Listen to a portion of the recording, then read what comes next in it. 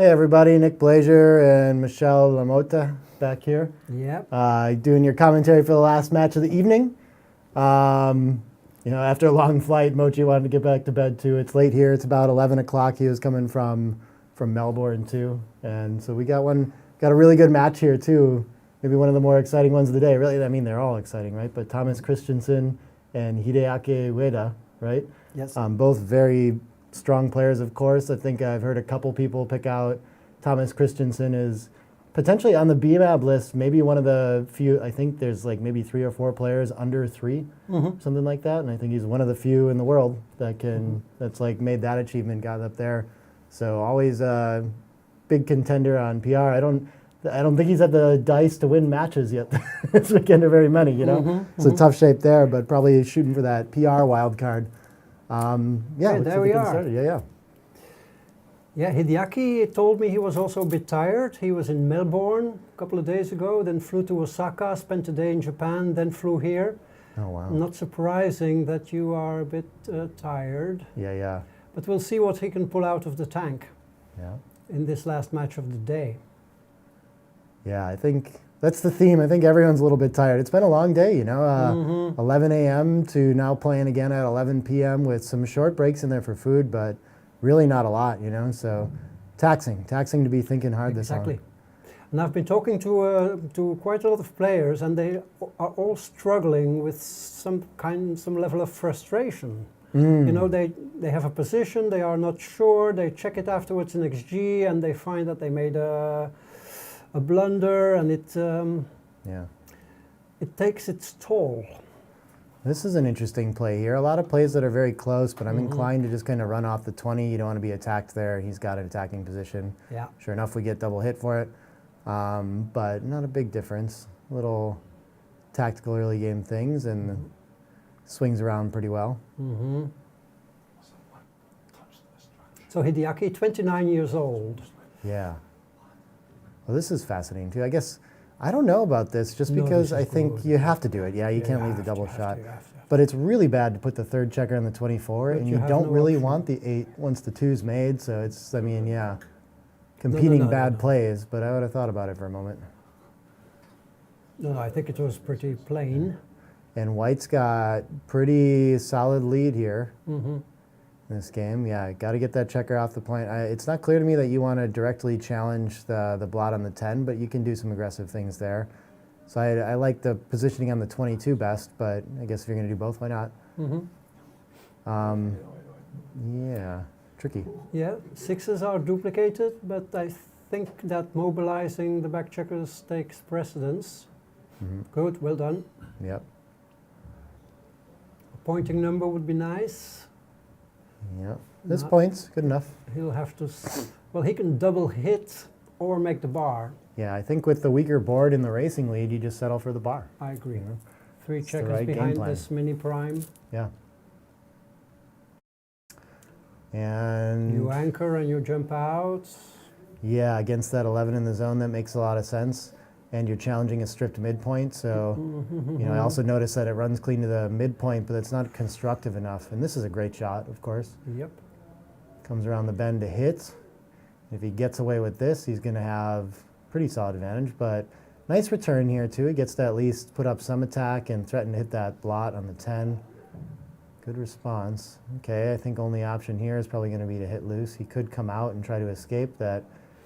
But I don't know why you want to give him a free roll when he's got a point slotted on all these things. For sure. Yeah, and you have to leave direct shots anyway, so this makes a lot of sense. Ooh, and now, you have the better board. You're down in the race. I think this makes a lot of sense, yeah. It's hard to pass up making the 5, though.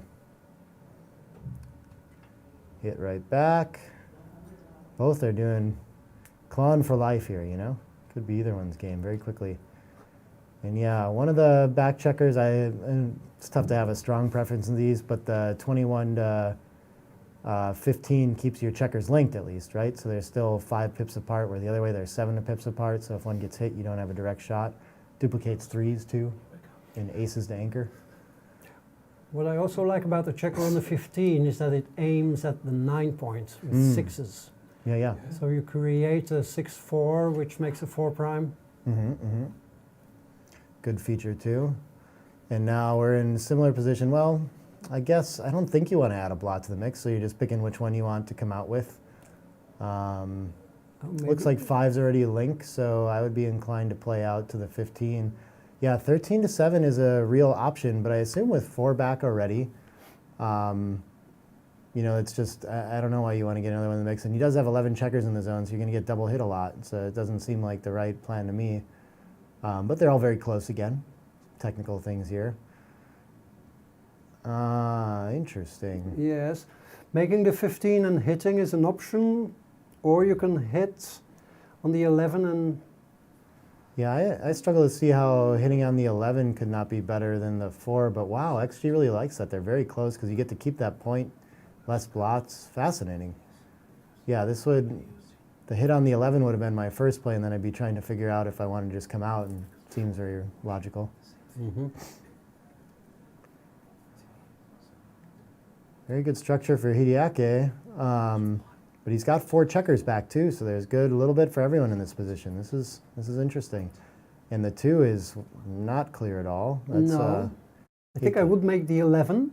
Yeah, but that would just be my play. yeah, it's nice to. I mean, it's not yeah, good. It's I like, bad even. Yeah, taking away the full roll with these 11 checkers in the zone is like the one advantage you have. You know, you're not too worried about getting blown off the board if you do get hit inside your board after this hit.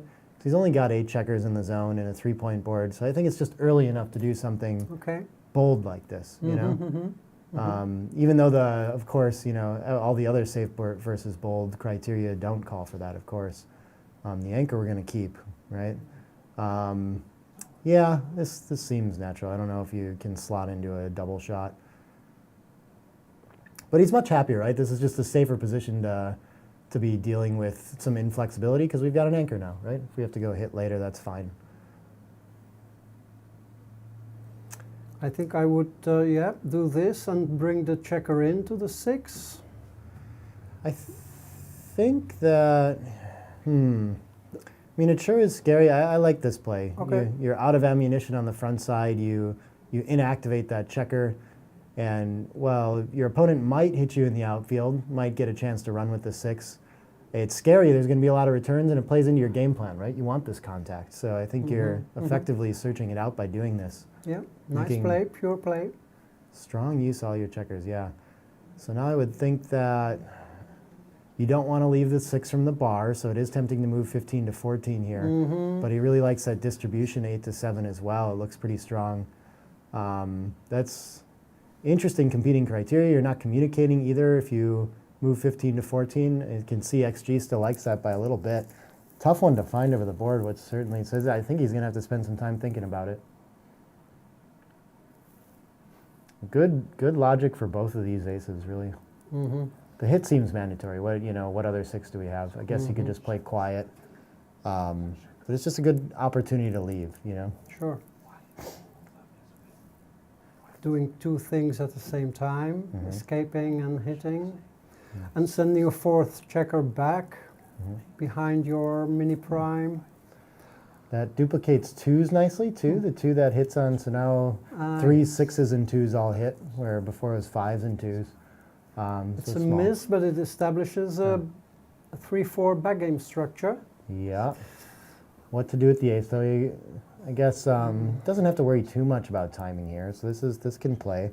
I guess I would just move the only. It's just so important to keep that builder on the 6 a little more flexible. So advancing that, plus you maintain more timing too when you do get hit from the outfield, right? So you kind of like losing those pips, spending them there. But okay, it goes for this. This is a great shot, of course. Interesting. I'm not sure. I guess he's thinking about just simplifying this game and buttoning up, but this 4 prime in front of 4 checkers and making finally a new board point, it's just got to be too good. Yeah. Okay, 4s, there's not going to be a lot of options. Yeah, I think that's all of them. I guess he could make the ace, but with 4 checkers back, I just don't think you can afford this kind of impurity. So I think you got to give up the mid. I think that's the point to go here. Yeah, I wouldn't make the ace. You don't want impurities like that in this back game. And this is big here. We can see that based on the plays that Hideaki would have a pass if he were to make the error of making the ace. So it could even be a bigger error than it's indicating, just because he's only going to lose the 1 point equity, presuming he passes. But so we have a pretty clear double now. You know, very impure on the other side. Even though he's got the back game, he doesn't necessarily have the timing to support it. So it's a tough take, but he's got enough kind of middle of the ground. It's not quite a back game. There's other options, right? So he can play this out. He's got a good double anchor game. Doesn't lose too many gammons yet. White's checkers aren't perfectly placed either. The checkers on the 8 and the 6 all just are inactive, right? So they're not really going to help him prime here. So enough things keeping this not like a back game to go ahead and play it. And Hideaki knows that. Yeah, very confident take.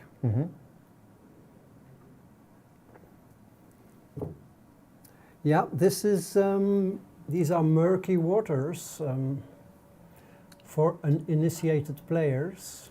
Yeah.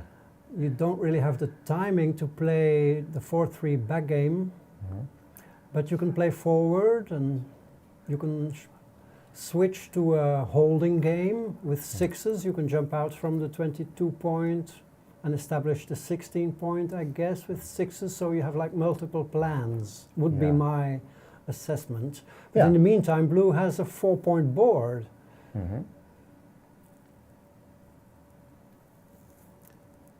So this game is far from over.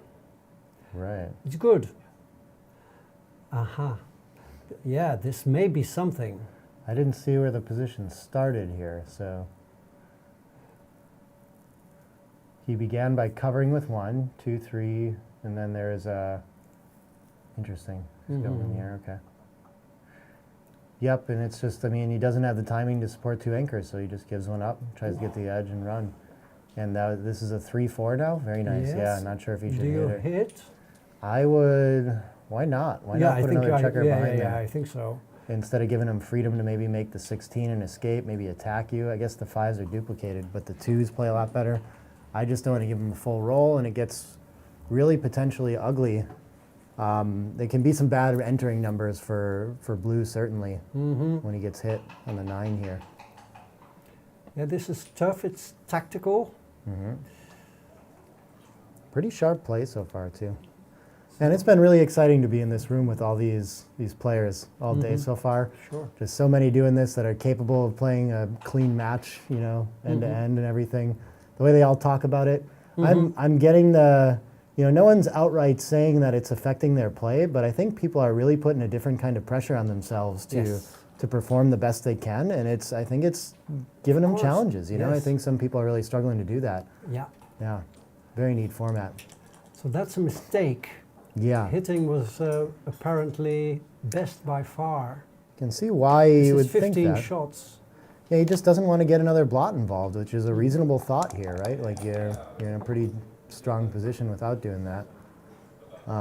So presumably he's going to keep it relatively safe. Not sure. I wouldn't know. Oh yeah, actually with the blot on the ace, he should see that signal that he's not worried about the fly shot and just go ahead and make the 3, I guess.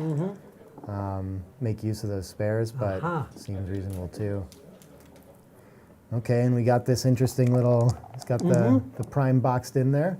Yes, and the position is a bit, how can I say that, misleading, because the race deficit is not dramatic. Yeah. I mean, 155 or 66 for blue. Yeah. I think this is the right idea. We suddenly find ourselves in a racing game. Yeah. No, he is clearly in the racing game. The problem is that he doesn't have the flexibility to deal with it. And that's why I think advancing 16 to 15 makes a lot of sense. You just want to free those checkers up and make sure you don't have to lose checkers behind the prime again, right? So I think he wants to keep them connected. That looks really nice too, but you have coverage of the whole. So a lot of, you know, people talk about connectivity, but coverage is a similar concept that maybe applies more often here too. And blue sees the whole board from here, so he's still covering the board in that sense, right? Even if he's not directly linked with the 6.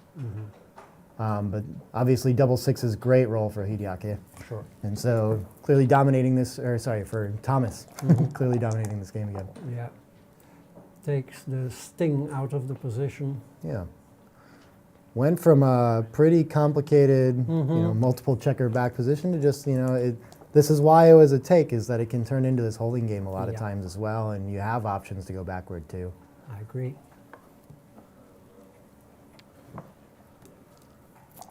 Tough one to win from here though.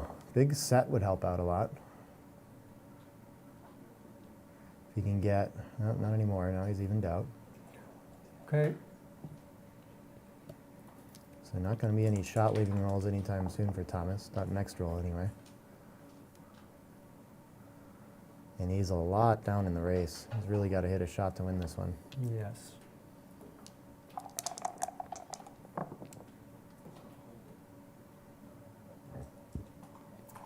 Uh-huh.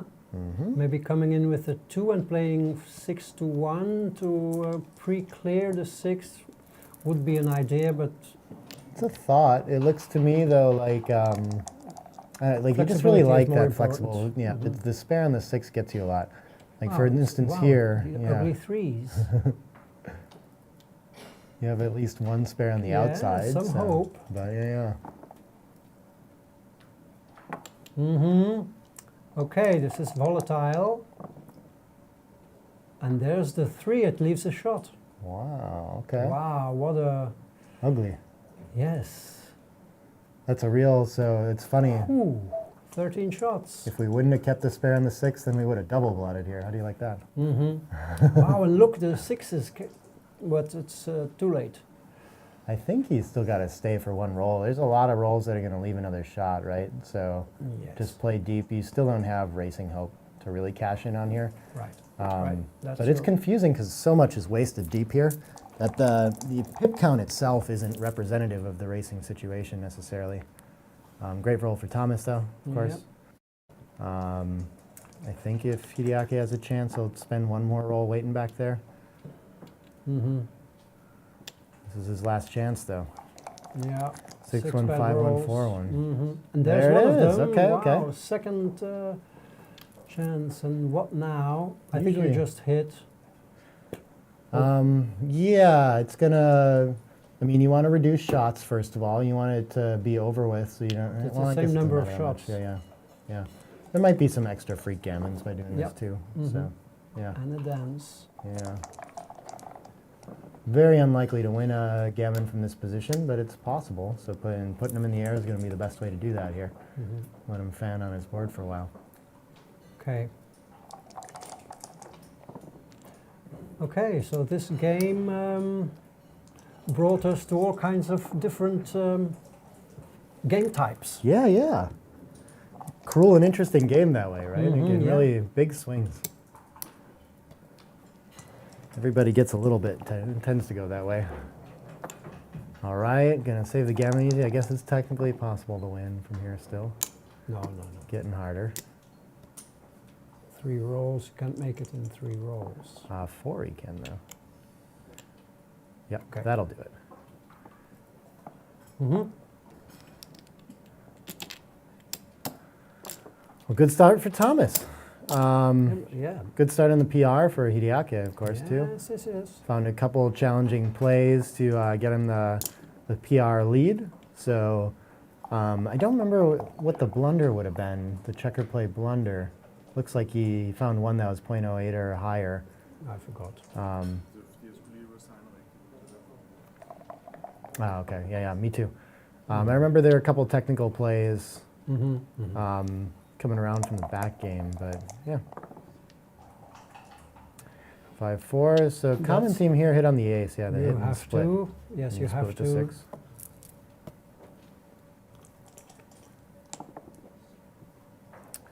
And there we Yes, go. Alrighty. We're in the blot hitting battle right Mhm. here. The fight for the golden Mhm. point. Thomas is going to send a third checker back. A little bit of trouble on the transcription here too. Yeah. Yep.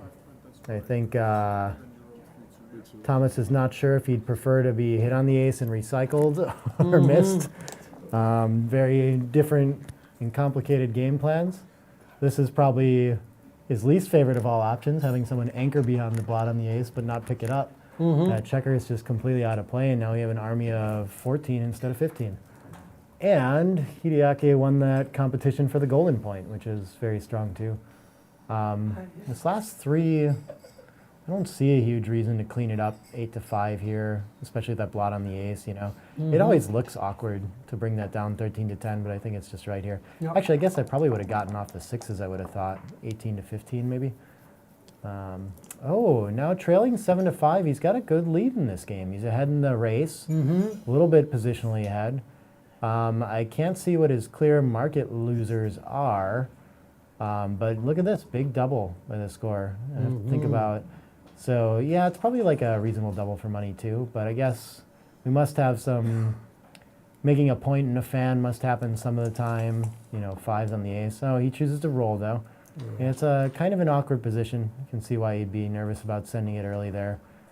Now I feel like we probably consolidate our race lead by just coming out to the bar. Yeah, probably with both. 18-10 is a little better, it says though. Okay, Yeah. okay. Fascinating. These are very close plays. Yeah, it's great to make that 0.6 away from the 4. It's the next point you want to make. Helps you make that point.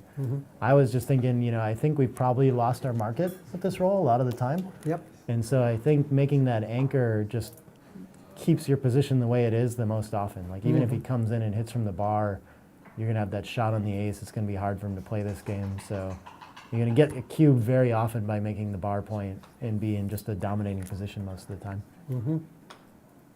I suppose the same is true even if he hits you on the bar point though. So, oh, and he can't actually. Yeah, I guess you just leave no shots when you come around and make 18-10. So, yeah, I'm seeing the logic now. I'm seeing the logic now.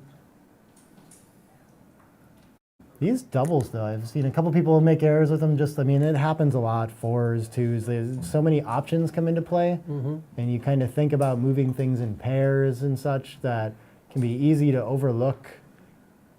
Plays. There's just a lot of options, and it's easy to not even see what you might not have considered the best play around. Yeah, remember the double 4s that Elias Kritikos had to play, where he used his first 2 4s to hit on the bar point, and then was struggling to find the last 2, whereas he shouldn't have hit in the first place. So yeah, these double 4s are always tricky. It's good to spend to change gears and spend some time trying to find. Petco had a tricky one that cost him a lot of equity too on double 4s, as it were. Yeah, and so this probably looks like a double and maybe even a pass no matter what the 4 does here. No, I thought now you have a take in my view. Yeah, it's I'm clearly not sure dominated. You know, it's tough. If he makes the I'm wrong. 4 point. I'm wrong. Yeah, okay, we can see It's the checker on the ace that's probably Yep. too much of a structural weakness. It's a huge structural weakness. You haven't made any points, and what are you going to do with the 4? That's not going to be pleasant either, right? So this is fine. I think the 2 duplication makes a lot of sense, and if he'd already had the cube, this is probably your best 4. But yeah, I think this is just a little too much. Yeah. He's gonna go ahead and this cash time this. he finds the cube, and I don't know. I mean, an ace-point game with 2 gaps always can be deceiving. Sure, yeah. You can be tempted in thinking, okay, he's got 2 gaps in front of me. He still needs to clear the 18 point. Sure. Thing is, you don't have any structure in the front. Yeah. So you really have no offense here as well, Right, no right? contact Which sucks. value. You have liabilities, and Blue has a very flexible route home to this. He's got a lot of numbers to make the bar point or the 4 point next, which are great priming numbers. So it's just everything works in their favor. You know, like worst case, maybe a 2-3 is going to end up hitting and continuing and sending a 3rd checker back.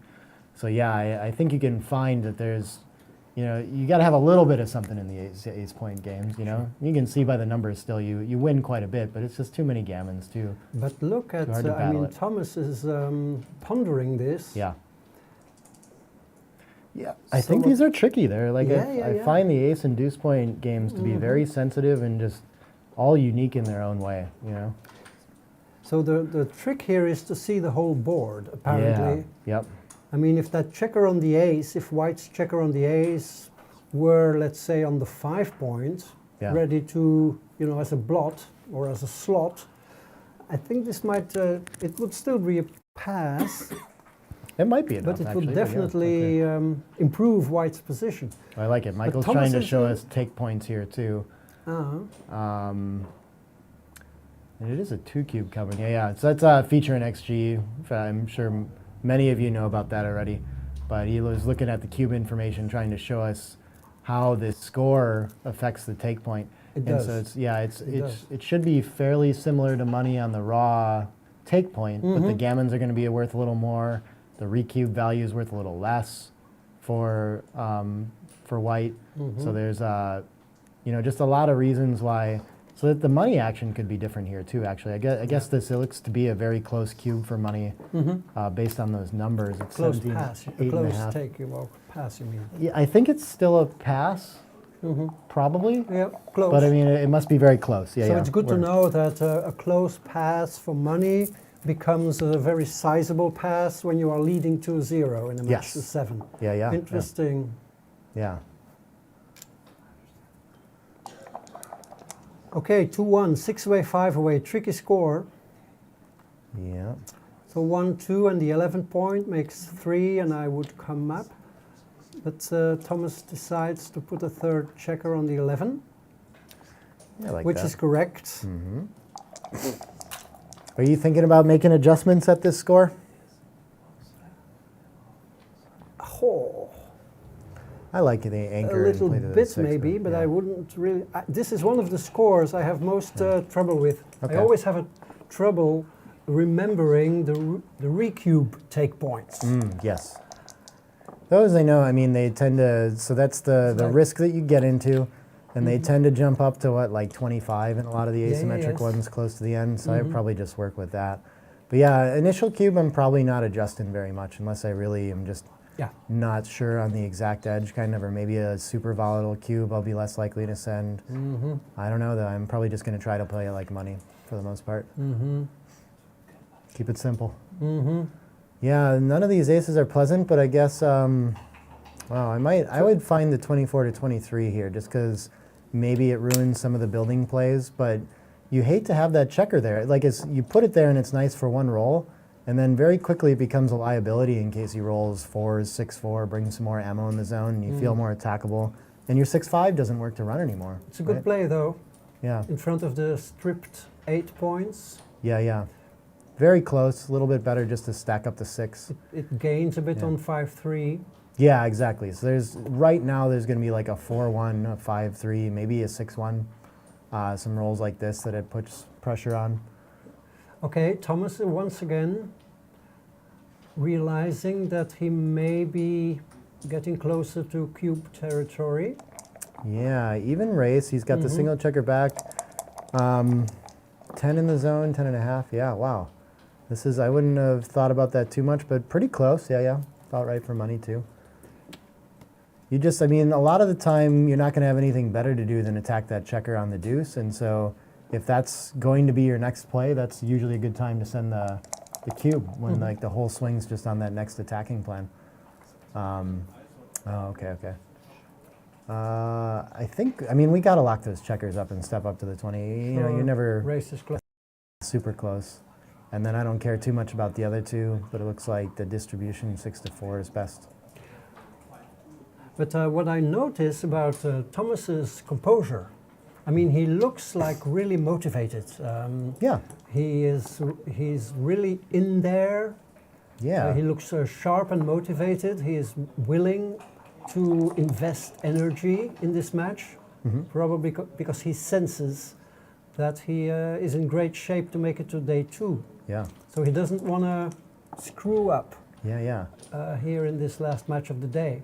I think Mochi was suggesting that's a bit of a blessing and a curse for him because he finds himself in time trouble late in matches a lot. He's very willing to think about these plays and try to find the best one, and he's got enough experience to do that, to find it with infinite time, but it can leave him with not enough later and kind of put some unnecessary stress on him towards the end of the match. But a player like him's never going to run out of clock and lose a match or anything like that. He's just going to maybe have to make a decision faster than he wants to and thinks he can find the best play if he has more time. But yeah, I agree that he seems very comfortable and deliberate, and finding very good deliberate plays. is a good word. Yeah. Okay, bring 2 checkers in maybe. Sure. Just can't matter much. Start the 2 That's is also fine too. possible. Yeah. Ooh, that's strange. Yeah. Not sure why we would play Delia to the 3, but okay. That's a fascinating thing, watching how people decide these kind of barren, sort of contactless. Like I wonder what their logic is, because you see people do all kinds of different things, and sometimes they're okay, sometimes they're right, sometimes they're just clearly wrong, but it's just clearly different than how I'm thinking about playing this position. It fascinates me. Yeah, so I like this play. This makes a lot of sense to me. You like the extra spare on the 4 for the race and all this.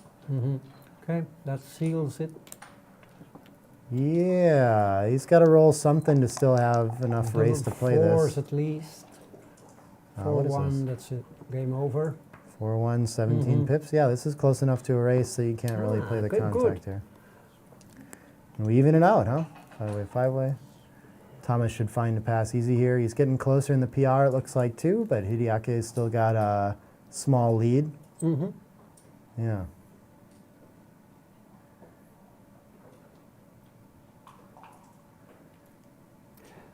Huge pass, but I guess he's probably doesn't keep a running count and must need to count the pips real quick and double check, Yeah. Applying the dictum by Mochi that you should always spend at least 12 seconds on any cube decision. Yeah. But sometimes it's so tempting to just snap drop, how do they call it?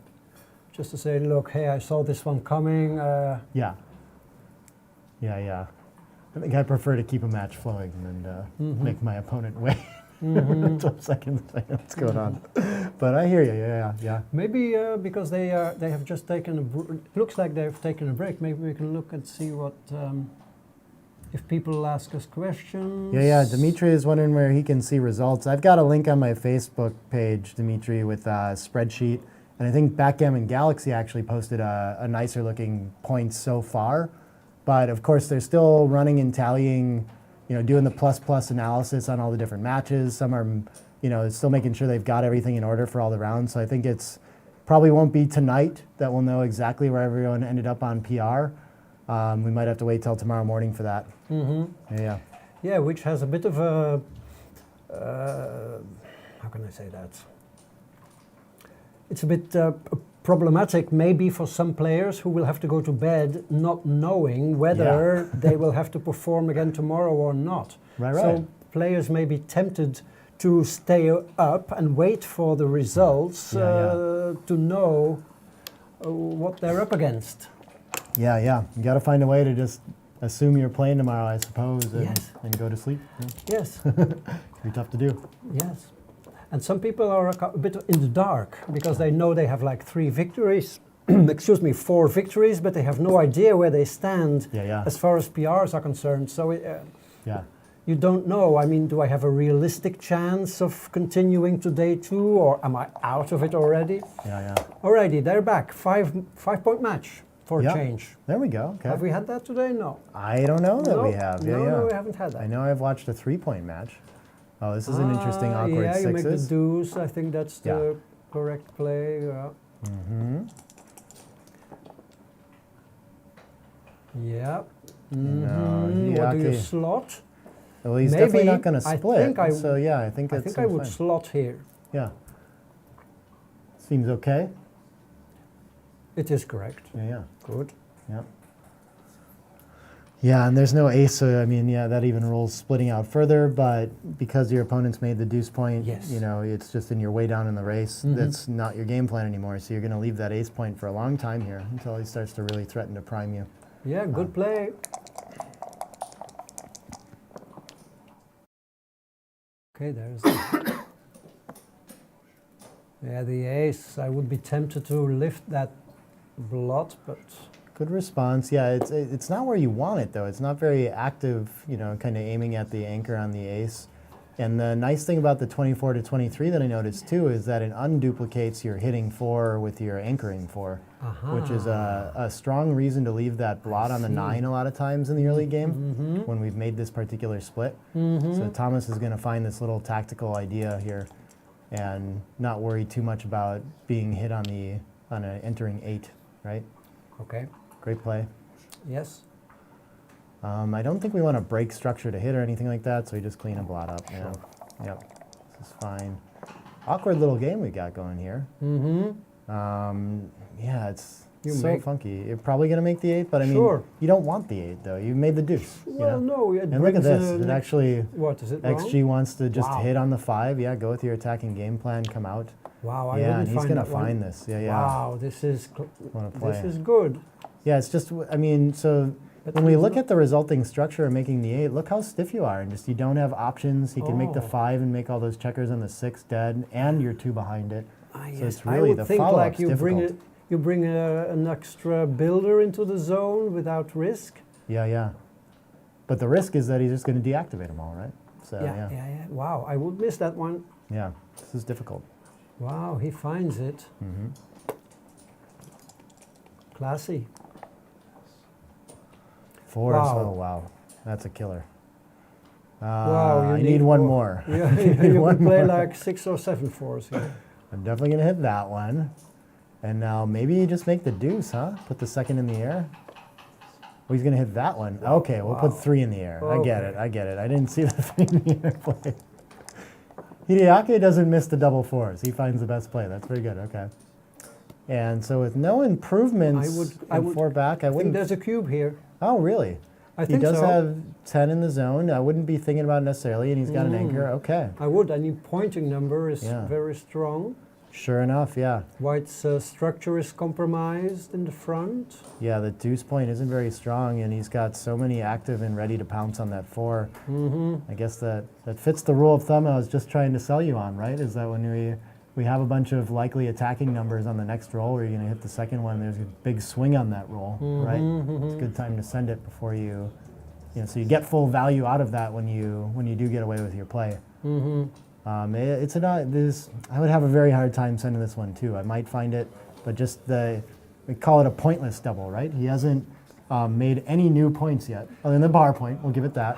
But yeah, it's like no structural inner board improvements makes it.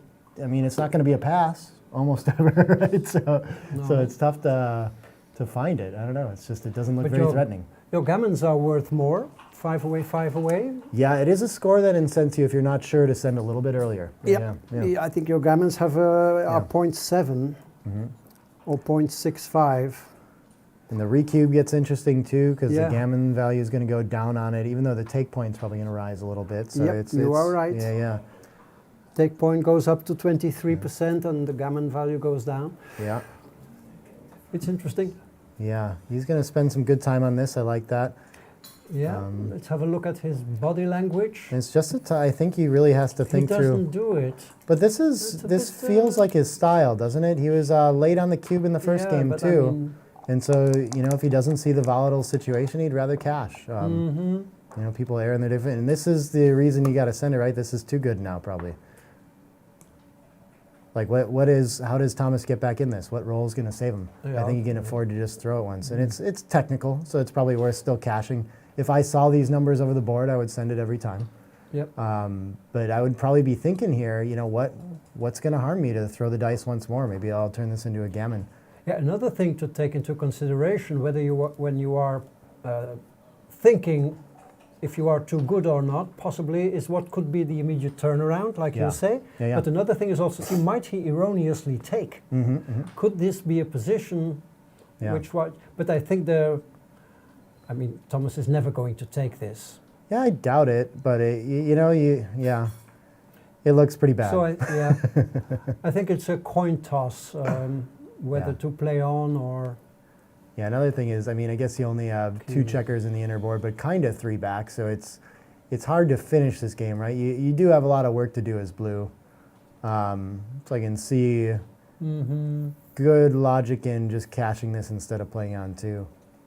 Another temptation in this spot too, in Hideaki's shoes, is to think, you know, like, can it possibly be too good if I must have missed a cube if it's too good now. Right? You know, and you start to kind of think about the wrong thing sometimes and get distracted about your last decision or something like that. But I mean, like one of White's best rolls would be, I think, double 5s. But what kind of game does he have then, White? Yeah. I mean, a 5-2 back game with the deuce point made, not very appealing. So there is nothing much as far as immediate turnarounds. Right, yeah. But let's see how Hideaki copes with this. Yep. He seems to be investing a lot of mental energy Yeah. in this decision. I do presume that he's thinking about too good or not. I'd be Yeah, very sure, surprised if sure, he sure, was sure. like not certain if it's even a double, but No, yeah. no. There There we he go. goes. Yep, And so- sometimes even by thinking a while over a cube, you might make the opponent think that you were unsure about the cube and Yeah. tempt him to Sure. take, but yeah. that's all a little far-fetched. I think that works better on players that play a little bit above 2.9 or whatever. Sounds like that. But yeah, no, it's worked. I don't know. I've had it. It happens to me where someone tells me that, just by thinking that long, I've gotten confused and thought, oh, maybe I am supposed to take this. And just kind of read into it. So a classical opening, 4-3, 2 down, followed by a slotting play with an ace. Yeah, and these, I think you could make 2 points, but I think it's better to just keep your opponent from making their own 5. Oh, So- I would never know. Yeah? I'm not sure. Personally, I think I would make the 9 and the 5, but Fascinating. The best play is is that still to make correct? the bar point, actually. Yeah, that makes sense because you don't risk anything with all your fly shots. You're going to get returns on it, so you still just make the bar. Mm-hmm. Yeah, okay. I did know that generally you tend to make the bar and the 5 together. Find that. Yeah. Yeah, Yeah. it just looks too pretty, and why wouldn't you do this kind of thing? So, You do like 3 things at the same time. Yeah, And yeah. You make the 9, you make the 5, you clean up a blot, way better than and you hitting, split though. in the back. Yeah. It's a lot of... No. He's just putting it up there to show what not to play. It's a little confusing, though. Thomas Yeah. has these mannerisms. Mhm. You do. I know with the opening 3-1 here, you would do that. You would do the hit instead. And maybe he is going to find the make the bar play. He's finally moved his checker back to the 24 so he can think about, is there something better? Nothing looks quite right, you can kind of sense that he knows see, something's he's up throwing there. everything There's the out. best. He found it. It's Yep. his style. Yep. I think that's a good strategy with the doubles too. Yeah, like sometimes when you're not sure, you just have to look at it, and something becomes Okay. very apparent. Mhm. Also, you notice, hey, this play has 0 blots versus the other one, and I wasn't thinking about it that way, So yeah, great play. This is also Still a strong interesting. play, yeah, You yeah. split. Against 10 in the zone, it's Yeah, not splitting is clear. right. Yeah, but yep, sure enough. The Tardieu principle, I think they call it. I mean, Yorgos Kleitsas, the Greek player who passed away recently, wrote Yeah. a book, and he said if the François Tardieu principle, when your opponent has split and prepares to make an anchor, that's also what you should do. Yes, yeah. So, Yeah, that and is a it good rule. applies, or Yeah. it is valid in many positions. Yeah. He doesn't particularly want to hit loose while he's kind of exposed on the other side too. So yeah, that's good reason to do it. I like it. Yep, and that making the 11 point was strong. We made the next point. Thomas got the next point in his board, which is a great play too, switching over to the 4.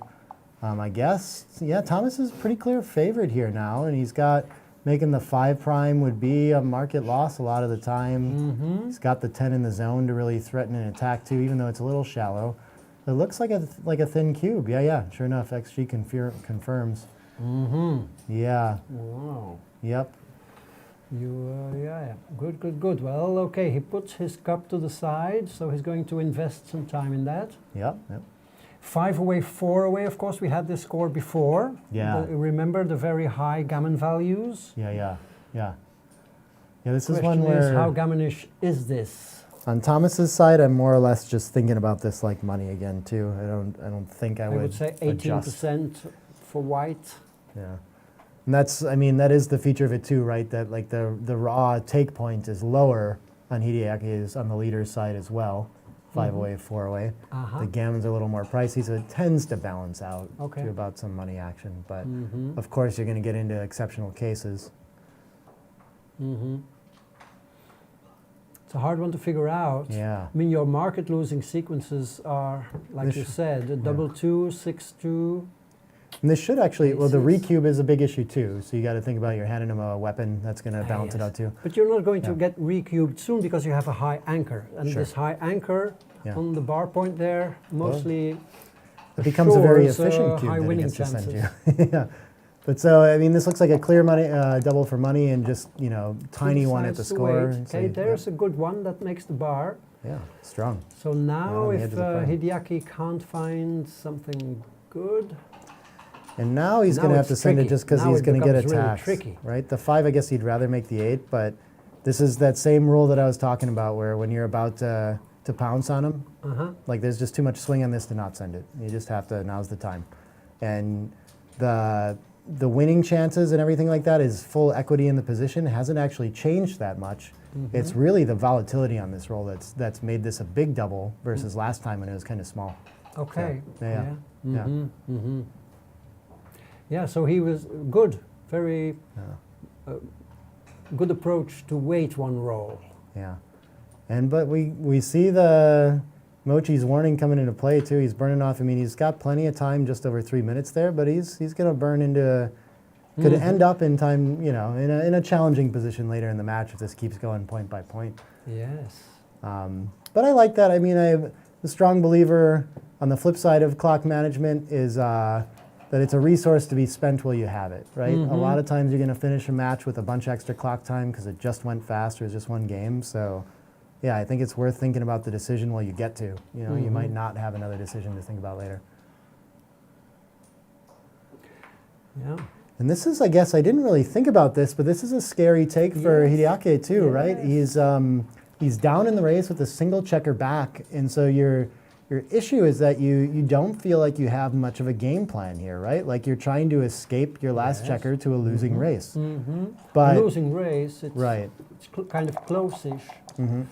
But the real value is that extra blocking point too, instead in front of the anchor that he's got. So he has some value in threatening to not let him get off the 18 there too. Could give him some trouble there. The 5 prime, obviously, we're losing our market here. 3-1's not too strong. We're just going to bring a checker into the zone. And Thomas is thinking close out as fast as he can. I mean, I think he's going to win first, but there's going to be a lot of gammons at stake. It's an important deuce. Yeah. It's almost scary. I guess I know Hideaki would save a lot more gammons if he came in on the ace, but if this is a 5-4... No, you want to come in on the deuce. I think he's going to attack here for sure. Yeah. I mean, you can't leave him at the edge of the prime. I especially mean, there's blot no way and to play board. safe. Yeah. Oh, interesting. I didn't notice that. Yeah, you're right. So, for sure, yeah. We're hitting. Big swing on this roll. There's a couple hitting covers, but not too many. Yeah, it really just feels wrong to give up a 5 prime to hit loose, right? Yeah. You want to bring home your winning race first a lot of times in the ace point or in the single checker back games. Why this? I don't know why we would do this instead of the 9-5. Because the alternative isn't safe either. You have to leave 11 shots anyway. So you have to shift from prime to blitz. Yeah, no, I'm saying, sorry, the 7-2, yeah, I think you got to go for it here. But I'm not sure why he was looking at the 7-3 with it. I think the 9-5 is clearly better for covering. Yeah. You might add a 1-6-2 to the mix, but it's just too valuable. You get returns in his board. He has a way weaker board, and But he's the not going to follow-up is just play. too much He's easier. not going to play 7-3. He looked at it though. He hasn't looked at 9-5 for some reason. He looked at 7-3, and here he goes. Yeah. Wow. I mean, this is. I'm really not sure. Because now, if he gets missed, he only has 15 or something or 16 covers. Aces and 7s. I'm not. And 6-5. There's the ace. Good. I just realized that's what like the goofy Baron technique thing that confused me too. He put a spare on the 3, so I think he's got he just favors spares on the 3 is what it is. Right? Just feels a magnet toward that spot to put a checker there.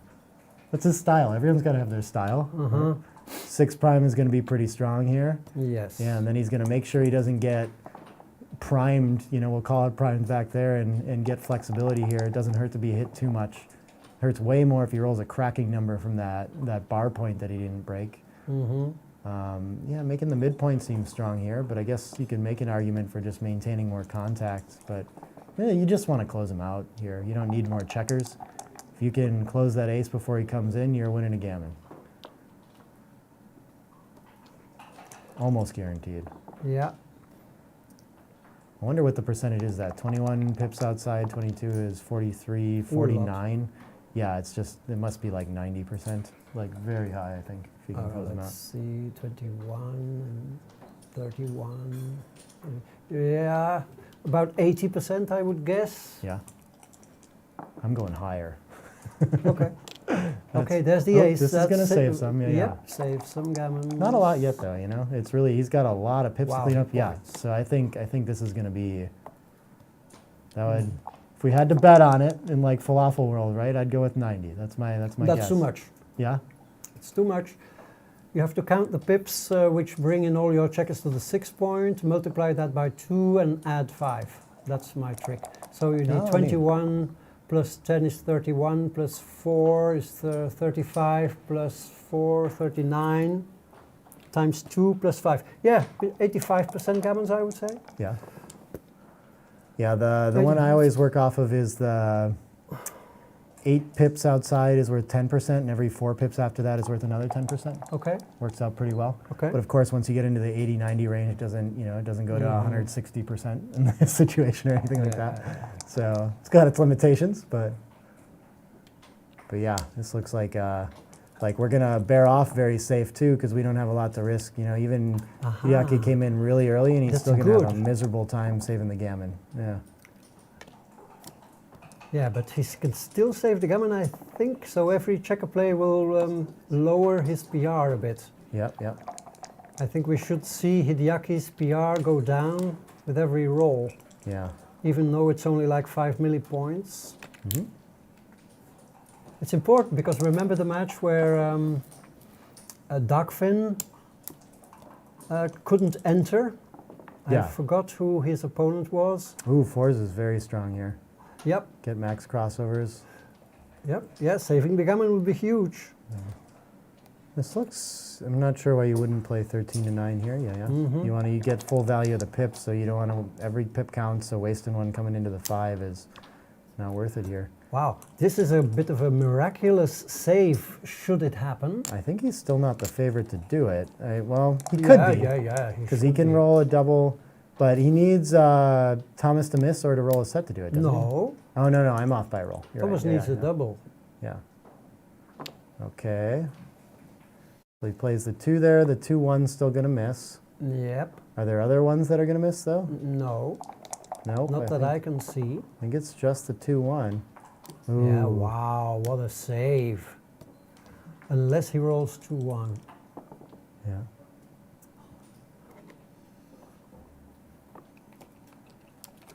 Oh, how does knowing the gammon rate? Thanks, Dimitri. I don't know. It's well, in this particular position, you're right. I think I'm just kind of tested myself estimating, but it's fun to know what people's formulas are for that, and there definitely are situations where it's relevant, right? Mm-hmm. It affects whether you run off of anchors and things like that, and just I don't know. Yeah, looked like a lock of a gammon to me, but Yes, it looked very much like a lock. yeah, but he got off. Well done. Yeah, and it does, as Roberto's saying here, it affects how your bear-off decisions are going to be played there too. If the gammon race is a lot closer, then you got to rip checkers off and go for that gammon when it's in that 50-50 range and each checker matters a lot. Mhm. Here, I expect Thomas was going to err on the side of safety quite a bit, but somehow, you know, Hideaki still came in early and just saved the gammon naturally Yeah, anyway. It was Yeah. a huge 6. Yeah. 3-way, 4-way, this is a fun score. I'm excited to get into this one. Mhm. Very volatile. The trailing player is going to send a lot of early cubes because, again, at 4-way, like we've talked about, the gammon value goes way up. Yes. Yeah. And recube value for your opponent goes way down. Recube value goes... I think the gammon value for the trailer is not much more than 0.5. for the... Oh, really? Yeah, it's like 0.55, I think. Yeah? I used to think it was like, yeah, I think it's only 0.55. Yeah. Look at it. Okay, we opened with Alrighty. 5-3-5-3, okay. Okay. Oh, this could be huge. enough. Yeah. Yep.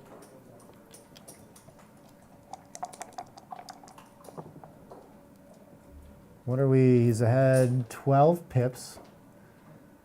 Yeah, I guess you gotta. He's got the advanced anchor. And you're primed. He's got a split. He pauses. Yeah, and I think, I mean, this is again just with a little bit of advantage in threats. I think you gotta whip these. So it seems like I think Hideaki will find this at the score.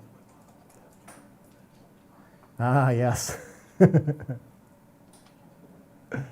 Hideaki is missing out on decisions. Yeah, we've had a lot of commentary about that all weekend, about people not necessarily being aware of the little things that'll affect PR. And I'll be really impressed if it comes down to that somewhere. And look at this, he stays consistent with the conservative cube action. Yes. Fascinating. A little area of his game that, I don't know, it could be conscious. Maybe it's just like how he prefers to play. He doesn't want to put too much on the line. But he's probably going to get, well, no, okay. So yeah, with the anchor, of course, Thomas has improved greatly, and there's not going to be many cubes. The gammon volatility just went way down, and so we don't have the same kind of threats, and he can take this very similar to money now for the rest of this game. Yeah, the match proves to be quite a worthy apotheosis of the day, because there's like 2 points at stake in this match, because the PR race is close and the result is in the balance. God, what a terrible 5-4 this is. I guess this is your best. You just have to volunteer and stay pure. Actually, no, XG likes safe. You can't leave the shot. I mean, it's outboarded. I don't think this is enough threat to send still with that anchor, but yeah, he's got to think about it again. And look at this, just like we were talking about, his winning chances have gone way up since the last cube, but the gammons have gone so far down and the volatility is so low that it's just no longer technically a cube. It'd be interesting if he felt more comfortable, like the game was more resolved and ended up sending it here instead or something. Maybe just, I think he doesn't feel comfortable sending those early game cubes. By the way, Thomas's checker play in the previous move threw him back in the PR race. He's now a little under a full PR point down. Yeah. But of course, or I think Hideaki is not aware of this. Right. It's hard to keep track Yeah. of running PR. I mean, Yeah, you running might have pip some count guesses, is difficult yeah. enough, but running PR, I mean, you would have to be very confident. Yeah, these players are so strong together that I think it's difficult to be confident that your opponent made an error. Yes. What I think a lot of people are confident in is that their opponent had difficult decisions, perhaps, versus them, and they saw that too. And so a lot of times you might feel like you probably came out ahead in the PR decision because your decisions were easy and theirs were hard. But yeah, I don't know. I don't think anyone's, with this comparable of skill levels, I don't think anyone can keep anything like a running PR going, you know? Now this here, I'm not sure whether this could be a cube or not. I mean, a 4. XG is showing that it's not by a tiny I bit, but see. it's barely an error to send it, so Yes. it's fine, you know? And it's a reasonable thought too here, like, again, we are in a situation where there's a lot on this next roll. If he rolls a 4, he wants to use that to try and escape, and if he gets away with it, then it's gonna be a pass, probably, right? But with that anchor, it's not that big of a pass. It's not gonna turn into a lot of gammons when he hits that checker and gets a Right. fan or anything like that, so better to just go ahead and lose your market. Yeah, so if he's consistent with his style of play, he should wait to roll. Yeah.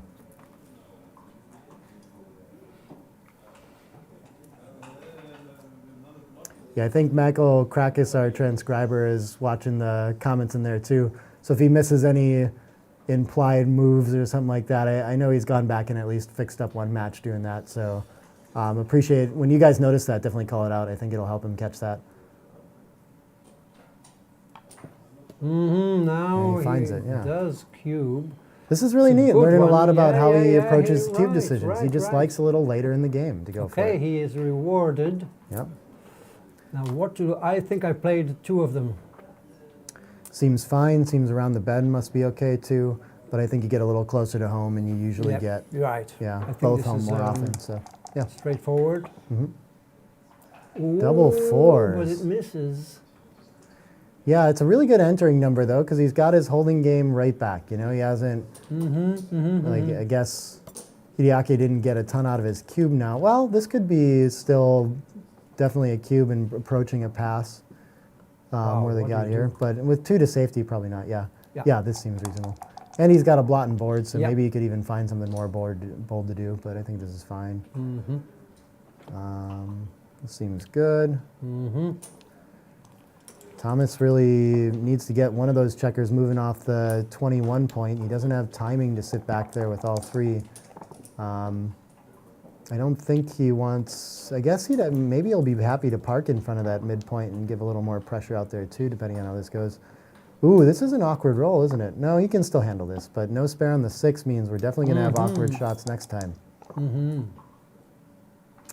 3-2. Nice for Thomas. He doesn't have to think about how he wants to come off the anchor, so easy decisions. Good for the PR anyway. It's going to catch back up a little bit. 2-4, okay, that's a good natural roll, even though we're stripped on the outside. Okay, so it looks like now Hideaki will have to give the 4 shots. Ooh, 3-1, Oh, okay. We're going okay. to break a landing point, yeah. Yep. What else is there? Thomas really doesn't want to have to crack here. Okay, 6 out. And I guess we keep them linked, I would think, and play 5-4. Why not? In case we get hit, might as well have returns from the bar and such.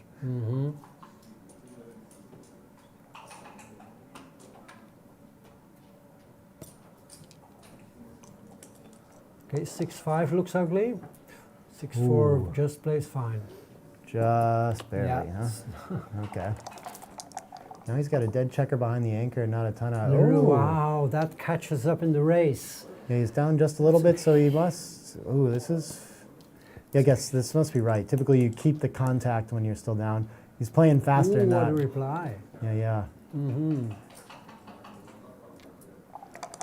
You can see, I think Thomas has moved into a little bit like different kind of clock conservation mode here now too. Yes. You can see he's conscious that he's got a minute 30 and maybe some decisions left, so he's trying not to spend time on things that he knows are small. But it is a very clear indicator to me of his experience too, right? Like he's never in trouble in the clock. He just knows that he needs to do different things when he gets there.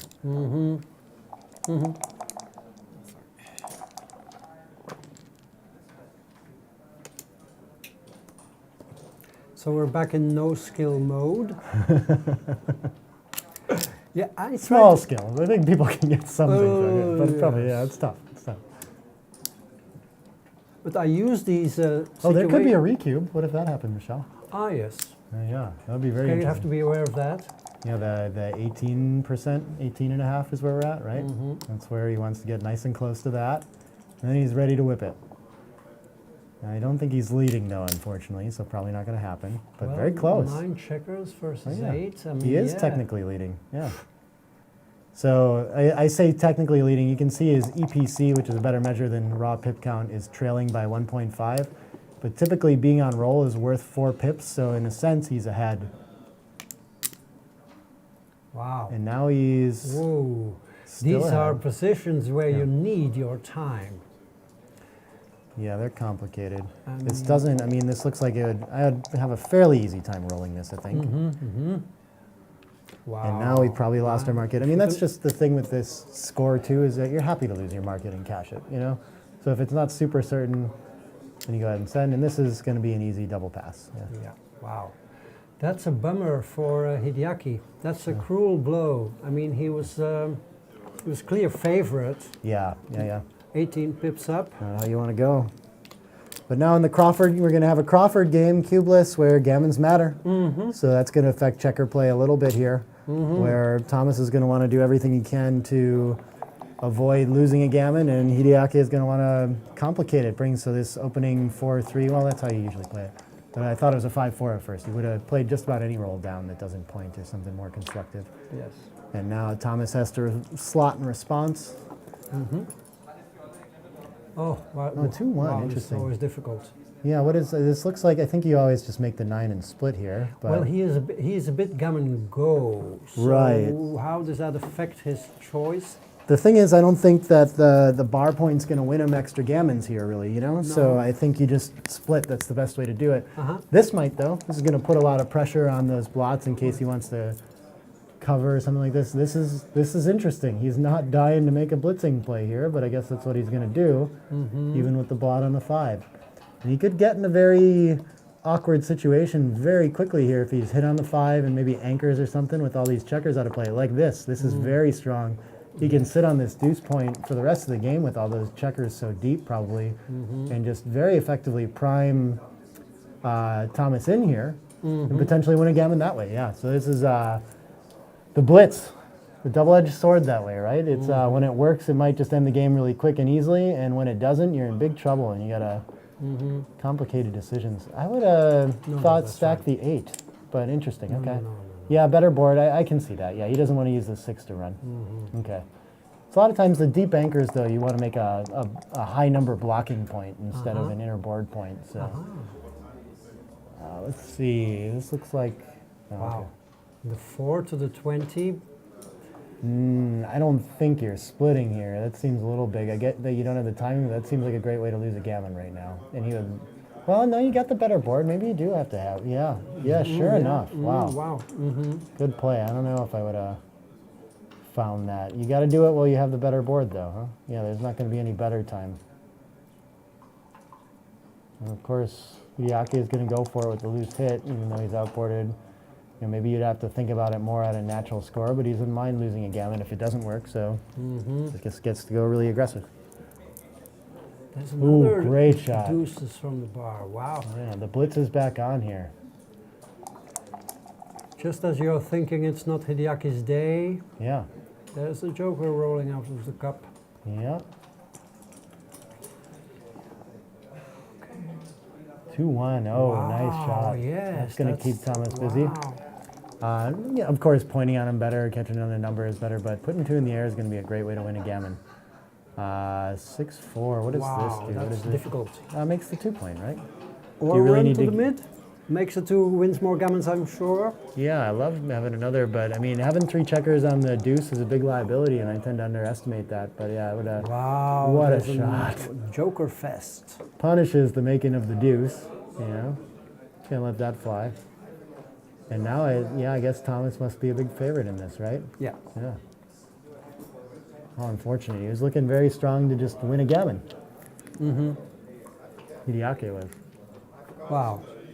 These are moments when you're thinking, This, I don't see the pure play here. I would think that you need to clean the checker up. You don't want to get hit and no, let him no, run but around. you have to leave blots anyway. I mean, No, you can just play Oh, with like a 4 this. like this. Yeah. I'm not well, maybe. I don't maybe, think, I maybe. mean, your priming play lasts for 1 roll before you have to break it a lot of times anyway, right? So, yeah. Plus, this keeps him from running with 6s pretty effectively anyway, a lot of times, right? Not double 6s, but I mean, it's gonna, he still sees more of the board from here too. That's another problem with coming off the 11 is you cede more outfield control and make it even easier for white to contain those 3 checkers on the deuce. But it does, the merit of the 9 is that it's another priming point, blocks those 6s, and you know, we are playing a bit of priming game here. Very impure one. So we can see They're the very clock. close, yeah. Yeah. Yeah, interesting. Clock is in close up. Yeah, Both players have about a minute. this is fine. I guess you don't have to be stressing about slotting yet to maintain your position.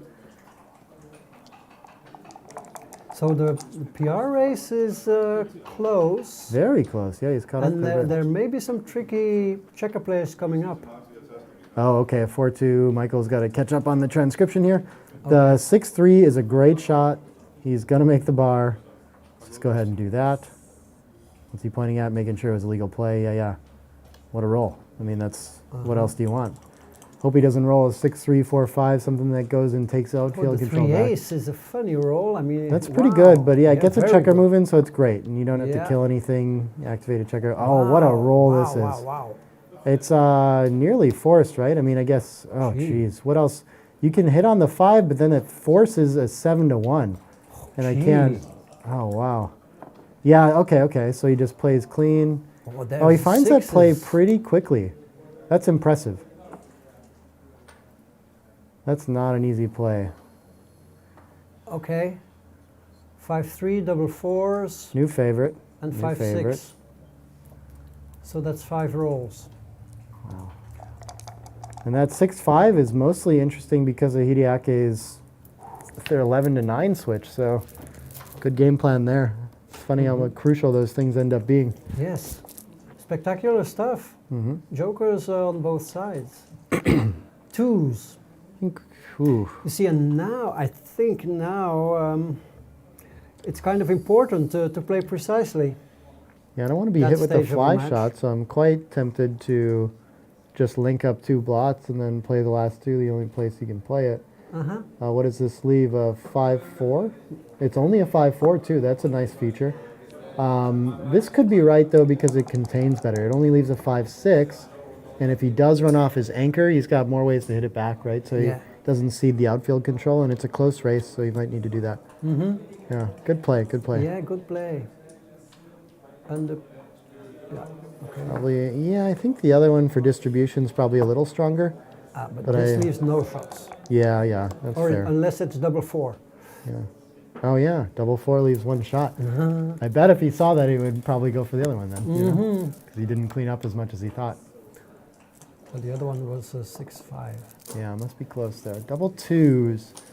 So he can get there, and then he has no 2, so that can't be right. So he must have to advance there, and yeah, sure, leave the 7. He's got a blot and board. No problem. Thomas's best is just to roll some big sets and win a race. Why not? Why wouldn't we do that? But Hideaki is in pretty good shape to get a post-Crawford game here. Yes. But really just even like a 6-5 here is okay for Thomas. He's got good racing equity if he can not be attacked here. Beautiful roll. That's a perfecta. And now that's just about locks up the game for Hideaki. Very unlikely gammons here though. So our formula's here, right? 9 pips outside. I think just over 10% by my estimation, whatever you've got. Yeah. I think I would call it 12.5. So they're relevant. So he's got to do some aggressive things here. I'm not wow, maybe you do need to rip one off to 3. It doesn't get you a roll closer is a big drawback of it. It probably doesn't clean up very well, but yeah. And this, I think I like that play. That makes sense to me. Still dances. Oh, wow. Yeah, your opponent can enter on the 3 and stay there, but this is a possibility too. And you just need him to oh, he dances. He's going to win a gammon. All right, we can feel it, right? This feels like a certainty.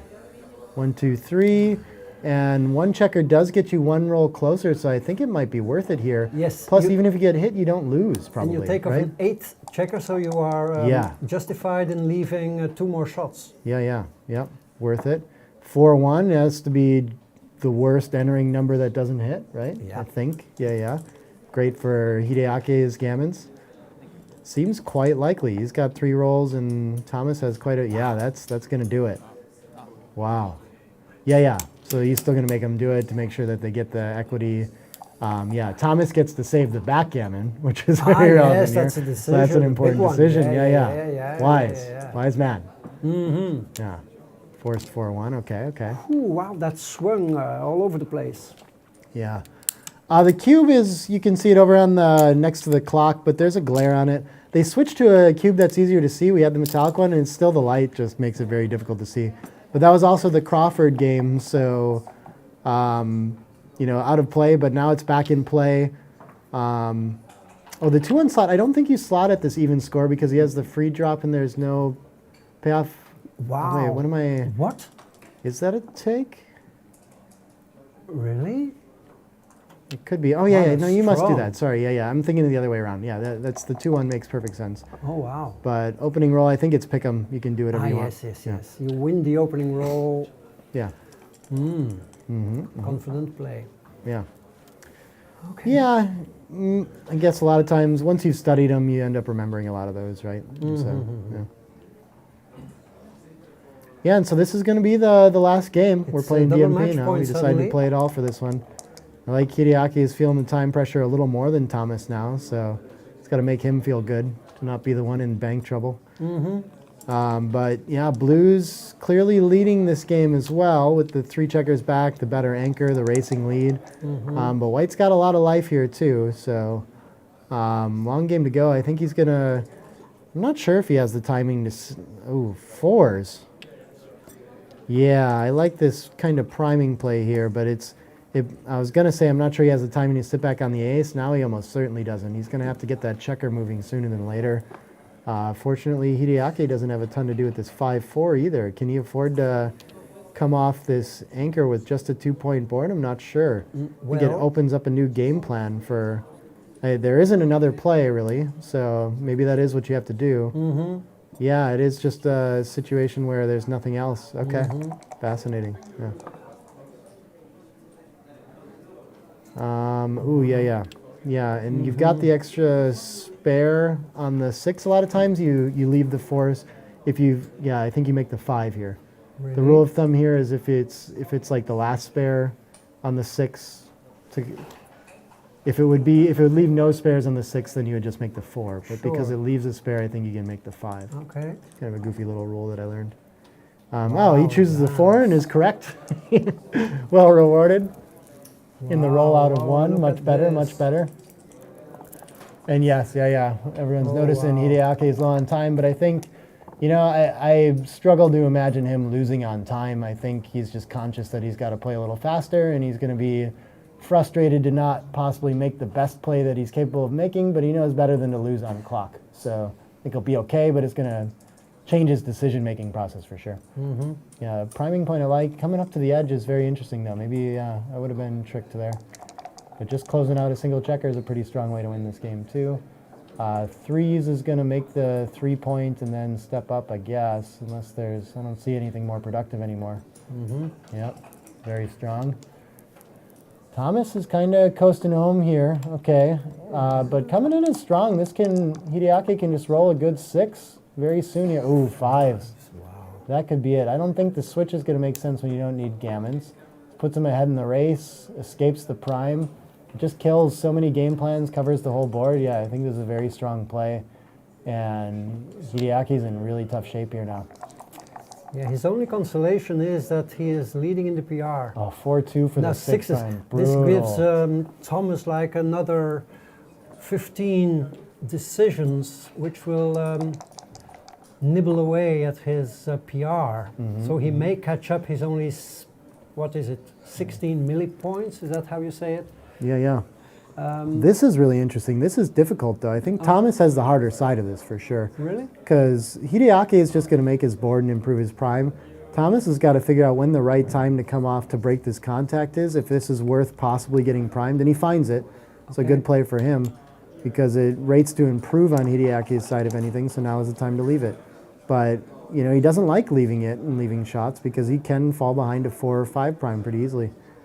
But now it should be pretty easy to roll home. Yeah. I think rolling a prime through with good distribution tends to not challenge these kind of players too much. I think they've Look practiced how close this. the PR race is. Yeah.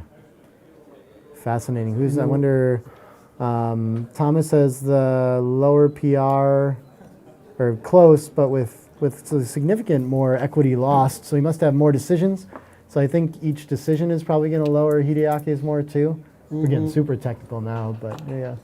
I see what you mean. Yeah. So he gave away more equity, and the PRs are close.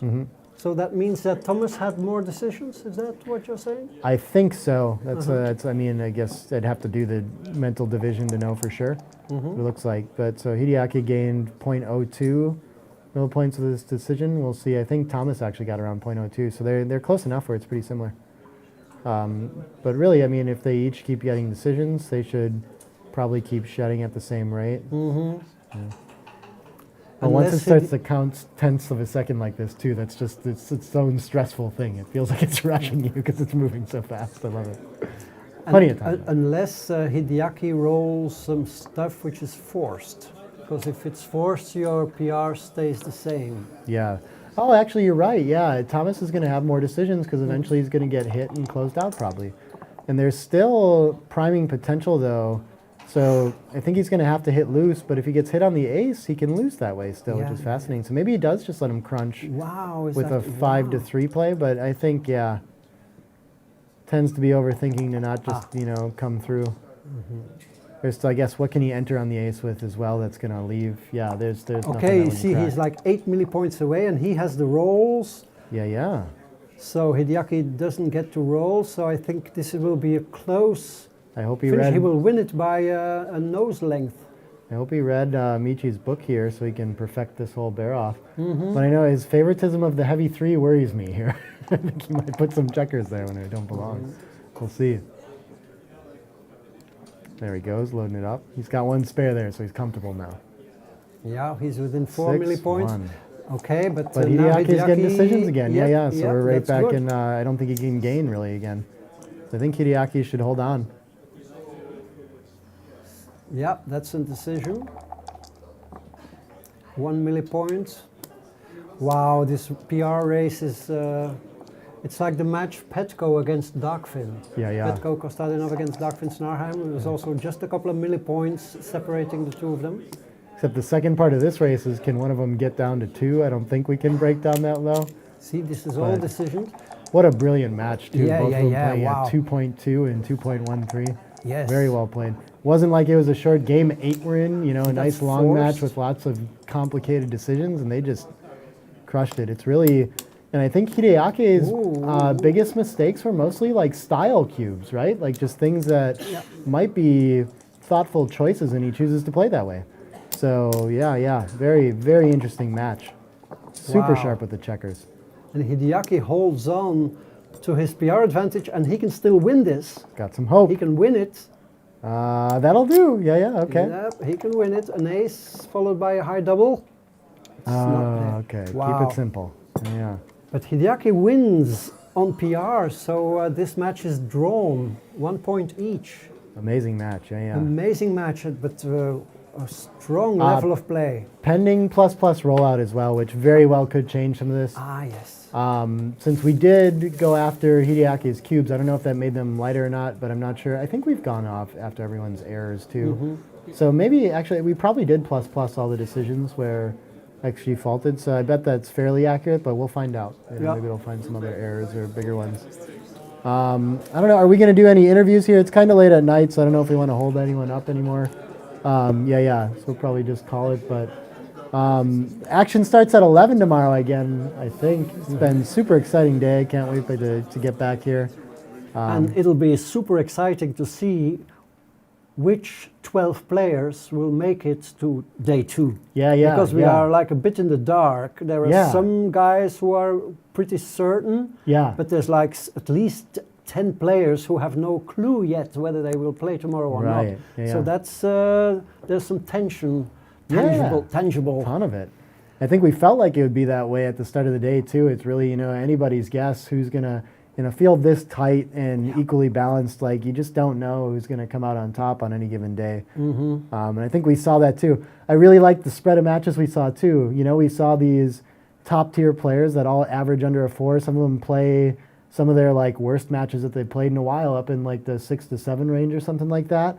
And others that, we saw Michi play a .33, and we saw this match where both players played at a 2. Yes. So yeah, I mean, this is what we should expect all weekend, is to see some unbelievable matches. But there's that spread where they're going to get challenged sometimes and pushed outside of their comfort zone, and no one plays a 3 every time. Exactly. So I think it's very cool to see all this. I'm excited to see the sheet of all the result PRs at 10.2 and just kind of see the how that average comes out PRs of all the players. Yeah. Watch the Backgammon Galaxy Facebook page, I imagine, for all these results. I think is where we're going to be posting everything. But I hope so, yeah. Cool. Looking forward to that. Well, thanks for keeping me company late at night here. I've got a I had a good time. I mean, it's instructive. Yeah. So thanks also to the viewers at home. We have no idea whether they were like thousands. I heard that. I think we peaked around like 200. We got some American names I noticed. Berto, it is 12:20 here right now. Yeah. Bedtime. Right, exactly. Past bedtime, really. I've been up since 4 in the morning. I tried to go see the sunrise from the Rock of Gibraltar, but it wasn't open, so I came here instead. What wasn't open? The park. Oh, the park. Okay, I thought the Yeah, I showed up. There was a guy in there, and I was like, "What time?" He's like, "Not till 9." And also, the sun doesn't rise till 8:30, so I don't know why you're here at 5. But yeah, of course, jet lag will get you. Yeah, but so a lot more to talk about and a lot more action to witness tomorrow. Yes, yeah. So everybody at home, I would say thanks for watching it. Yeah, we'll see you at 11. So and you'll see 10 and a half hours tomorrow from now. Set your alarms. With Mochi. Yeah. Fresh. I bet you'll get to fill in a little bit and give us some breaks too. Yeah. Okay. Pleasure, Michelle. See you. Bye, everybody.